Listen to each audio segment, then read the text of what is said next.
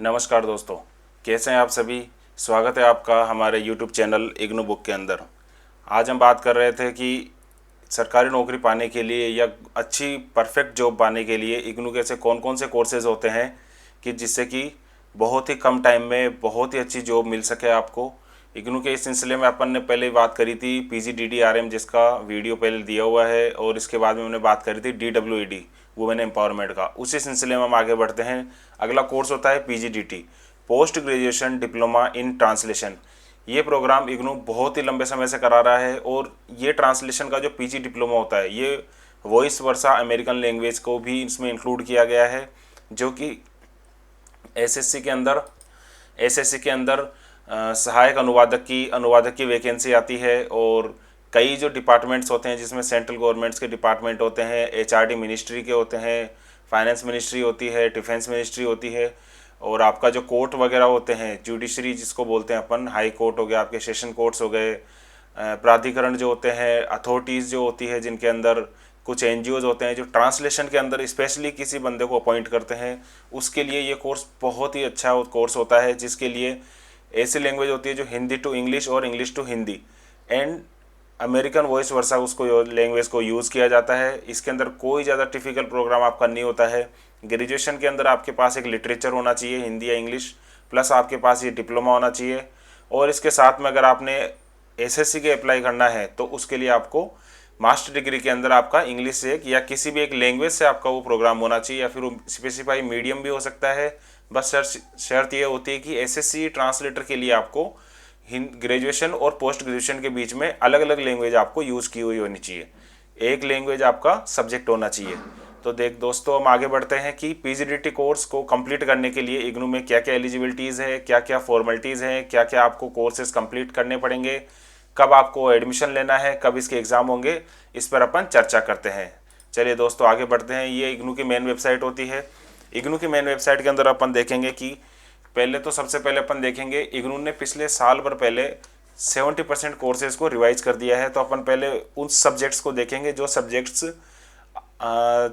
एक साल पहले जो बच्चों ने एडमिशन ले रखा था, जिनका मैक्सिमम ड्यूरेशन अभी बाकी है, उनको वो कोर्स कैसे कंप्लीट करना है। उसके बाद अपन नए प्रोग्राम पे आएंगे। ये देखिए सर, इसके अंदर post graduation diploma in translation, ये पुराना सिलेबस हो रखा था, जो भी SOT/ST डिपार्टमेंट के अंडर में आता है स्कूल इग्नू के। अब इसके अंदर अगर अपन देखेंगे आगे ये कहाँ कहाँ आपका यूज़ होता है, ये देखिए इसको,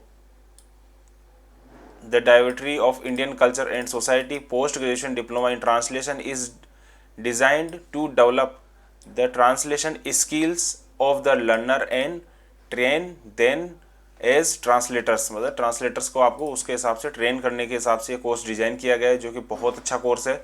इसकी एलिजिबिलिटी जो है बैचलर डिग्री होती है। एनी बैचलर डिग्री आप कोर्स कोई बंदा किया हुआ है तो आप इसमें एडमिशन ले सकते हैं। मीडियम इसका आपका होता है हिंदी मीडियम होता है। वैसे इसके अंदर आपके बुक्स हिंदी और इंग्लिश कंबाइंड में आती है। जो अंदर लेसन्स होते हैं उसके अंदर इंग्लिश से आपको हिंदी बनानी है, हिंदी से आपको इंग्लिश भी बनानी होती है। अगला होता है ड्यूरेशन। मिनिमम ड्यूरेशन इसका होता है 1 साल और मैक्सिमम ड्यूरेशन इसका होता है 3 साल। दोनों सेशन के अंदर आप इसको एडमिशन ले सकते हो इग्नू के, जनवरी एंड जुलाई में। फीस स्ट्रक्चर जो इसका देख रहे थे अपन, पहले 4000 था जिसका एडमिशन, प्लस उसके अंदर आपके 4 पेपर की एग्जामिनेशन फ़ीस लगती थी, प्लस करीब 800 रुपये आपकी एग्ज़ाम फ़ीस लगती थी टोटल, और 4000 के अंदर ही आपका स्टडी मटेरियल आपको होम एड्रेस पे डिलीवर हो जाता था। इसके अपन सब्जेक्ट देखते हैं, PGDT 1, PGDT 2, 3, 4 एंड 5th आपका जो है प्रोजेक्ट होता है 1st से लेके 4th तक, यहाँ से लेके और यहाँ तक ये सारे सब्जेक्ट्स आपके ऐसे हैं जिनके अंदर आपको असाइनमेंट बनाने हैं, प्लस एग्जामिनेशन फॉर्म सबमिट करना होता है। इसके बाद आपका आता है PGDT 5, जो कि अनुवाद परियोजना आता है, करीब 40-50 पेज की।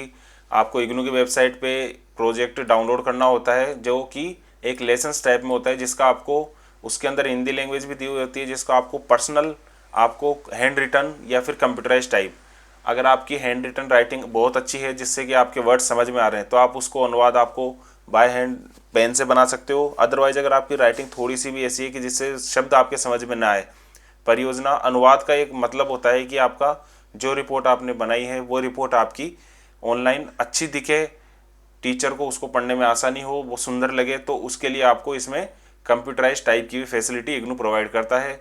उसके लिए आपको अनुवाद को खुद हाथ से बनाना है, खुद समझना है कैसे उसमें अनुवाद होगा, क्या लाइन उसमें रखनी है आपको, क्या नहीं रखनी है। इंग्लिश टू हिंदी भी करना है, हिंदी टू इंग्लिश भी करना होता है, और उसका एक समरी भी बनती है जो कि उसमें दी हुई रहती है। उसको अपन आगे चर्चा करेंगे कि क्या चीज़ आती थी उसके अंदर।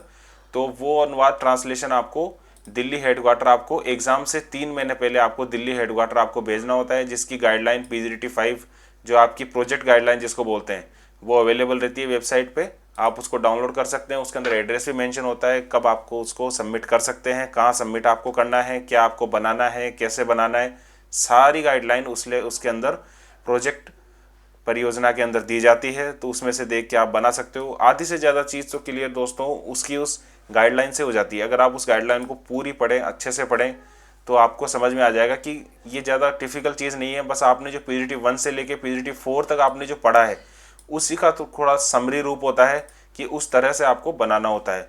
इस तरीके से दोस्तों ये PGDT जो पुराना सिलेबस था 2022 तक जो सिलेबस था वो सिलेबस है। अब इसका अगर अपन स्टडी मटेरियल कुछ देखें तो अपन आगे इग्नू ज्ञान कोश की वेबसाइट पे चलते हैं। यहाँ आपको डालना होता है PGDT, इसको आप सर्च करेंगे। ये अपन इसमें नेक्स्ट पेज करेंगे। यहाँ पे यहाँ अपन करेंगे इसमें 3 पेज पे। ये देखिए PGDT, ये आपका ओल्ड सिलेबस दिया हुआ है यहाँ पे। ये रहा इसमें PGDT1 2 3 4 एंड 5। जो 4 आपका 1 आपका जो है PGDT ये 6 पार्ट्स में डिवाइड होता है। इसके अंदर भी यूनिट्स होती है। यूनिट्स बोले तो इसको अपन लेसन्स बोलते हैं। ये आप देखेंगे इसके अंदर, ये आपकी फ़ाइल ओपन होगी अभी। अब ये थोड़ा इसमें सर्वर में इशू है, तो अपन आगे सब्जेक्ट्स देखते हैं कि कौन से सब्जेक्ट्स में और आपके होते हैं। PGDT 1 2 3 4 तो आपके थ्योरी एग्ज़ाम्स होते हैं विथ असाइनमेंट, और एक आपका जो PGDT5 होता है इसको बोलते हैं अपन अनुवाद परियोजना, जिसके लिए आपको कंपलसरी आपको ये पास आउट भी करना पड़ेगा। जो सब्जेक्ट्स आपके रजिस्ट्रेशन किए होते हैं वो सभी सब्जेक्ट्स आपको दोस्तों पास करने होते हैं। एक भी सब्जेक्ट अगर आपका पेपर पेंडिंग रहता है तो आपको इग्नू द्वारा मार्कशीट नहीं दी जाती है। तो अपन इसको अनुवाद वाली फाइल देखते हैं, देन अपन आगे क्लिक करते हैं तो ये आगे विंडो खुलती है। देन ये देखिए आपका ये PDF फाइल है जो कि साइज़ है 3.31 KB का। ये देखिए अनुवाद परियोजना PGDT5, ये थोड़ा पुराना है लेकिन इस टाइप से ही आता है आपका। PGDT5 आपका जो है ट्रांसलेशन का, ये आपको इग्नू के मेन वेबसाइट पे डाउनलोड्स में भी मिल जाता है असाइनमेंट सेक्शन के अंदर।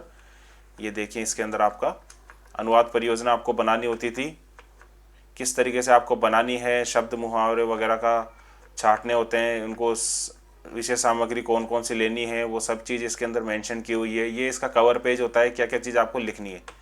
ये देखिए दोस्तों अनुवाद में स्नातकोत्तर डिप्लोमा आपका हो गया। अध्ययन केंद्र आपका जो स्टडी सेंटर बोलते हैं इसको अध्ययन केंद्र बोलते हैं। उसका एड्रेस आपको नहीं पता है तो आप उसका नाम लिख सकते हो। एनरोलमेंट नंबर को नामांकन संख्या कहते हैं। आपका नाम कैपिटल लेटर में बड़े बड़े साफ शब्दों में होना चाहिए। आपका पता कंप्लीट होना चाहिए विथ पिन कोड। आपका सिग्नेचर होना चाहिए, किस डेट को आप सबमिट कर रहे हैं वो डेट आपकी यहाँ पे डली हुई होनी चाहिए। इसका आगे देखेंगे अपन इसकी लास्ट डेट क्या होती है। जो दोस्तों एग्ज़ाम से मैंने आपको बताया 1 महीने पहले, अगर जून सेशन के लिए आप अटेम्प्ट कर रहे हैं तो आपकी 31 मई लास्ट डेट होती है। दिसंबर सेशन के लिए अगर आप अटेम्प्ट कर रहे हैं तो आपकी 30 नवंबर आपकी लास्ट डेट होती है। ये आगे आप देखेंगे इसमें ट्रांसलेशन के लिए क्या क्या मैटर्स होते हैं। ये पहले का मैटर था तो थोड़ा ब्लर होता है यहाँ पे, ये सारा आपको ट्रांसलेशन करना होता है। ये देखिए दोस्तों इसमें अगर अपन लेटेस्ट वाला देखते हैं तो अपन उसमें रिवाइज होता है। तो दोस्तों इस तरीके से आप अपनी PGDT5 की ओल्ड सिलेबस जो है उसकी प्रोजेक्ट रिपोर्ट बना के, आपको एड्रेस मेंशन इसमें होता है, उस एड्रेस पे आपको दिल्ली भेजनी होती है। ये देखिए दोस्तों इसके अंदर एड्रेस लिखा होता है। कुल सचिव हो गया, विद्यार्थी पंजीयन एवं मूल्यांकन विभाग जिसको ACD बोलते हैं, स्टूडेंट इवैल्यूएशन डिवीजन कहा जाता है। इसी एड्रेस पे आपको बाय पोस्ट आपको भेजनी होती है। अब तो नया सिस्टम आ चुका है कि आप ऑनलाइन भी सबमिट कर सकते हो। इसी लास्ट डेट के ऊपर पूरी आपको जो फाइल बनेगी उसका आप प्रिंट आउट निकालेंगे, प्लस उसको अपने मोबाइल से PDF फाइल स्कैन करके PDF फाइल में रूप देंगे और उसको सबमिट कर सकते हैं। अब दोस्तों अपन आगे चलते हैं कि नया वाला PGDT जो रिवाइज हो चुका है उसको आप कैसे कंप्लीट करें। ये देखिए दोस्तों ये आपका PGDT जो रिवाइज वाला हो रखा है, ये वाला सिलेबस होता है। इसके अंदर वही नाम तो सेम है, post graduation diploma in translation, कोई भी इसमें बदलाव नहीं किया गया है। इसके अंदर आप देखेंगे वही स्कूल के अंडर में आता है और 1 साल की ड्यूरेबिलिटी रहती है मिनिमम। आपका मीडियम आपका हिंदी है। स्पेशलाइजेशन ट्रांसलेशन के अंदर आपका दिया हुआ रहता है, और क्या क्या इसमें डिस्क्रिप्शंस में दिया होता है, क्या क्या चीज़ इसके अंदर यूज़ की जाती है वो आप देखेंगे इसके अंदर। Teach translation from English to Hindi and vice versa, जिसके लिए स्पेशलाइजेशन किसी वैकेंसी में ये चीज़ टॉपिक दिया हुआ रहता है। एलिजिबिलिटी दोस्तों इसमें सेम है, bachelor degree, any bachelor degree आपकी वो होना चाहिए। फीस स्ट्रक्चर आपका वो है 4,000 फीस ही है, प्लस इसमें कोई चेंज नहीं किया गया है। जो आपकी फ़ीस लगती है 4,500 रुपये, तो आपकी रजिस्ट्रेशन फ़ीस हो जाती है, जिसके अंदर development fees and registration fees included होती है। प्लस आपकी एग्जामिनेशन फ़ीस लगती है 5 पेपरों की प्लस एक प्रोजेक्ट की, जो करीब आपके मानिए आप 1200-1500 कुछ सब्जेक्ट की फ़ीस लगेगी। 200 रुपये पर पेपर थ्योरी के लगते हैं, बाकी के अलग होते हैं। ये आपके प्रोग्राम कोऑर्डिनेटर की डिटेल होती है, जो कि वेबसाइट पे आपकी अवेलेबल है। यहाँ पे आप देख के अगर कोई आपको क्वेरी करनी होती है तो आप इस ईमेल आईडी पे, जो आपकी यहाँ कोर्स कोऑर्डिनेटर प्रोग्राम कोऑर्डिनेटर की मेल आईडी पे आप मेल कर सकते हो। ध्यान रखिए दोस्तों, जब खास ज़रूरत हो, जब आपको बिल्कुल ही कुछ समझ में नहीं आ रहा है, आप स्टडी सेंटर पे जा चुके हैं, वहाँ भी आपको समझ में नहीं आ रहा है, तो फिर आप यहाँ पर आप मेल कर सकते हो। और अगला आप देखते हैं इसके अंदर क्या क्या सिलेबस है। MTT 51, 52, 53, 54 एंड 55, ये आपके PGT 1 से लेके 4 तक डिवाइड हो रखे हैं, वो रिप्लेस हो चुके हैं। लगभग इनमें मटेरियल आपका सेम होता है, इसमें ज़्यादा कुछ बदलाव किया नहीं है इन्होंने, खाली रिवाइज करके थोड़ा टुकड़ा ऊपर थोड़ा नीचे और सब्जेक्ट का नेम रिवाइज कर दिया गया है, थोड़ा सा सिलेबस को भी अपग्रेड किया हुआ है। नेक्स्ट आपका होता है, इन सभी सब्जेक्ट के अंदर आपको असाइनमेंट सबमिट करने हैं, प्लस आपको एग्जामिनेशन फॉर्म भरना होता है। प्लस आपका जो MTT P6006 जो आपका कोर्स कोड है, अनुवाद परियोजना, जो कि पुराने सिलेबस में PGDT 5 के नाम से जाना जाता था, उसको चेंज कर दिया गया है। इसका भी ये प्रोजेक्ट सबमिट कराने का एक अलग सिस्टम बना दिया गया है। कैसा है दोस्तों, अभी अपन आगे देखते हैं। ये देखिए, इसको देखने के लिए आपको इग्नू की मेन वेबसाइट पे जाना होता है। यहाँ आपको जाएंगे, ये डाउनलोड्स पे आप क्लिक करेंगे, देन ये फाइल खुलेगी आपकी असाइनमेंट्स की। असाइनमेंट्स के अंदर आपको जाने के बाद ये देखिए, इस असाइनमेंट्स में आपको जाने के बाद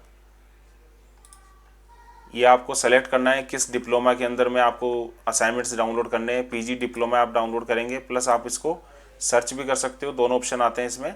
ये देखिए दोस्तों, यहाँ PGDT जो रिवाइज वाला दे रखा होता है, यहाँ आप देखेंगे PGDT 1 to 4, और आपका ये अनुवाद का भी आ जाता है इसके अंदर।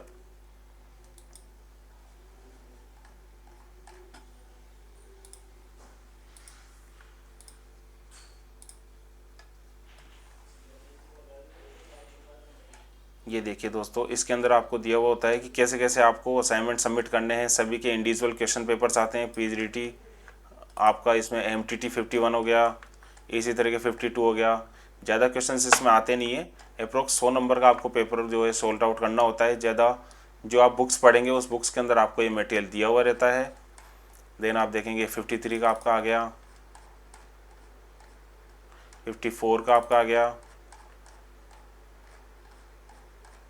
ये एंड आपका 55 का आपका इसका सिलेबस आ गया असाइनमेंट्स के। ये सारे आपके क्वेश्चन पेपर्स हैं असाइनमेंट्स के, जो कि आपको आंसर्स लिखने हैं बुक्स में से देख के और इसमें से देख के।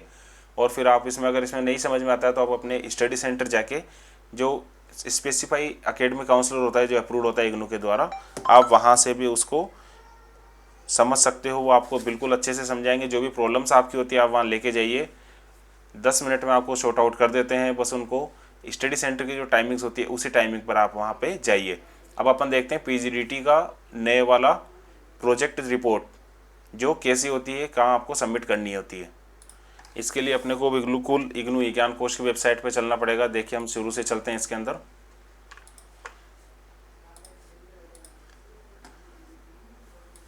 ये इग्नू की विज्ञान कोश की मेन होम पेज वेबसाइट होती है। जैसे मैंने आपको पहले बताया था, इसके अंदर कभी भी लॉगिन साइन इन करने की ज़रूरत नहीं पड़ती, डायरेक्ट इसमें ऊपर एक्सेस दिया हुआ रहता है। यहाँ आप डालेंगे PGDT रिवाइज्ड, जो कि नया चेंज हो गया है। पुराना आप PGDT के नाम से सर्च कर सकते हो।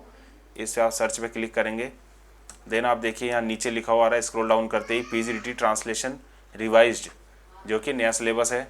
इसके अंदर आप देखिए दोस्तों, सारे सब्जेक्ट इसमें दिए हुए हैं, 51, 52, 53, 54, 55 एंड ये जो आपको देखना है MTT P006, इसको आप क्लिक करेंगे। देन अब ये देखिए, ये प्रोफाइल खुलती है। यहाँ आपको क्लिक करने के बाद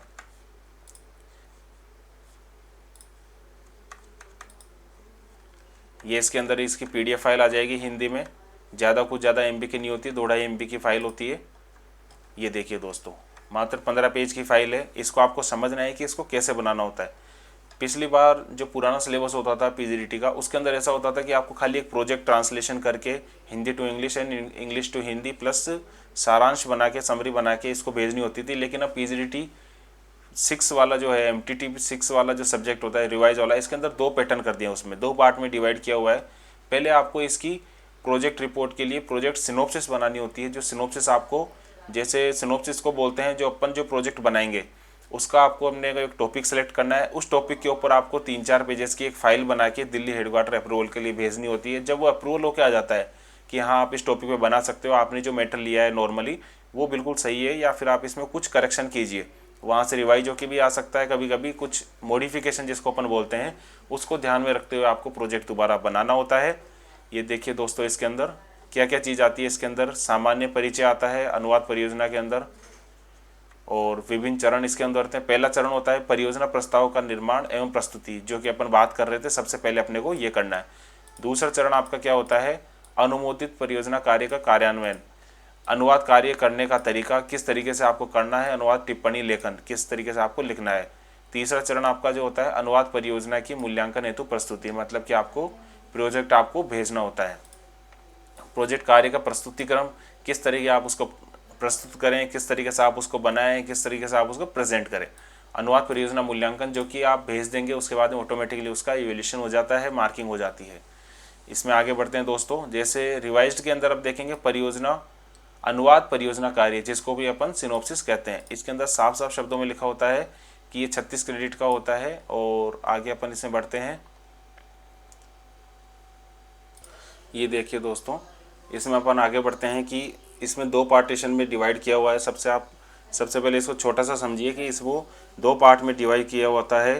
पहला आपका होता है सिनोप्सिस, जिसको की प्रोजेक्ट सिनोप्सिस बोला जाता है, और सेकंड पार्ट होता है आपका प्रोजेक्ट रिपोर्ट, जो कि सिनोप्सिस अप्रूवल होने के बाद आपको बनाना होता है। पहला आपका होता है कि सिनोप्सिस कैसे बनानी है। सिंपल से इसका फंडा है कि आपको 8 से 10,000 शब्द, खाली ये देखिए 8 से 10,000 शब्दों के अंदर आपको इसको प्रेजेंट करना होता है। कुछ नहीं करना है इसके अंदर। 8 से 10,000 शब्द आप मानिए कि 5 से 7 पेज से भी ज़्यादा नहीं होते हैं। अगर आप इसको बोल्ड लेटर में या थोड़े साइज आपको बड़ा रखते हैं तो भी ज़्यादा बड़ा नहीं होता है।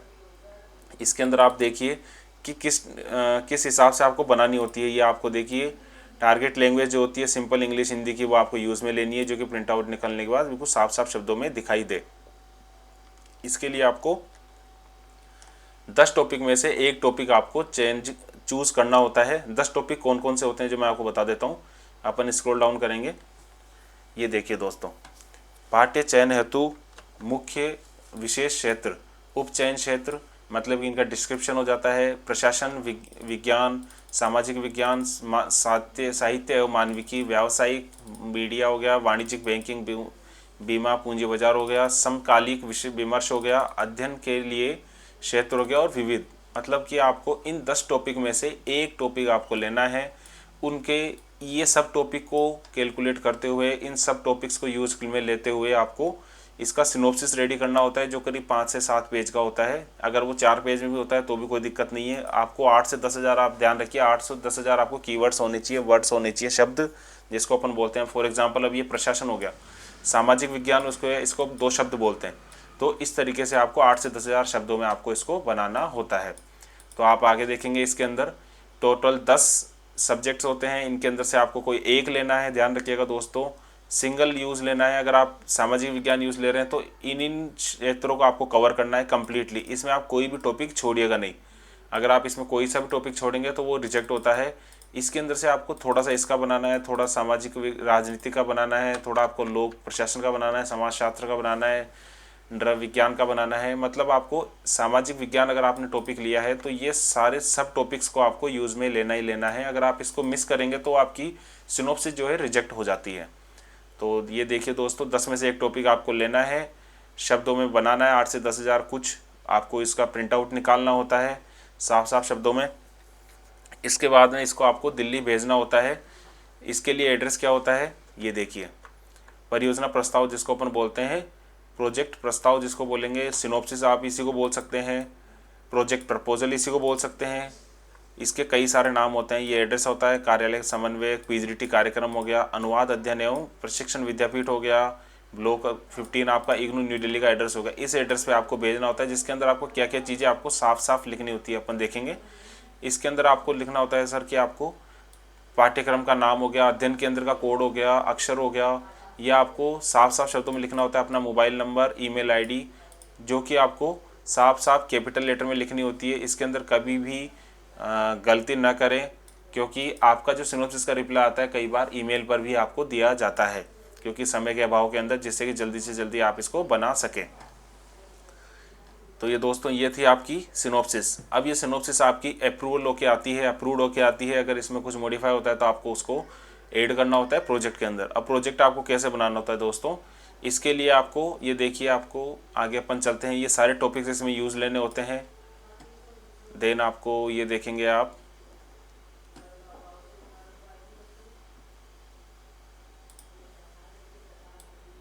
यहाँ आपको किस किस टॉपिक्स को यूज़ करना होता है देखेंगे आप। अनुवाद कार्य में प्रयुक्त पद्धति, जिसके अंतर्गत शब्दानुवाद, भावानुवाद, पूर्ण अनुवाद, आंशिक अनुवाद, लिप्यांतरण, रूपांतरण, छायानुसार एवं अनुवाद के साथ साथ कुछ जोड़ना, घटाना आदि पक्षों पर अपने व्यवहारिक अनुभव का उल्लेख शामिल होना चाहिए। और आपका अनुवाद कार्य में उपकरणों अर्थात जिन कोशों का उपयोग किया हो उनका उल्लेख किया होना चाहिए। फॉर एग्जांपल आपने किसी वेबसाइट का यूज़ किया है कि मेरे को इस वेबसाइट में पर्टिकुलर मेरे को डाटा मिला है, तो आप उसके अंदर रेफरेंसेज में इसको डाल सकते हो। रेफरेंसेज में आप किसी बुक का नाम भी डाल सकते हो कि जैसे मैंने इस राइटर की ट्रांसलेशन की बुक से हेल्प ली है इस टॉपिक को क्लियर करने के लिए। टॉपिक कौन से हैं जो अपन ने ऊपर यूज़ करे थे, टॉपिक प्लस सब टॉपिक्स।